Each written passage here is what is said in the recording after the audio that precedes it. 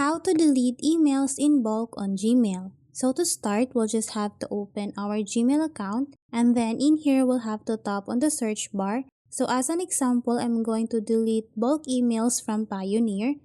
So to do that, we'll just have to type here Pioneer and then tap on search. After that, it will show me all the emails I received from Pioneer.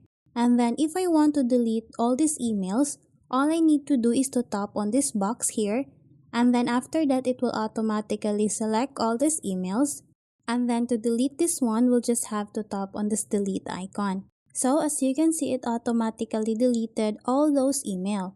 Then after that, what we need to do is to go on the left part of the screen, tap on this more option, and then tap on trash. So as you can see, those emails were transferred here on my trash. So if I want to completely delete all those emails, all I need to do is to tap on this empty trash now.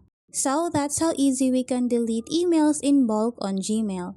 Thanks for watching, and if you find this video helpful, please don't forget to subscribe, hit the like button, and then the notification bell so you won't miss any of our future videos. See you on the next one!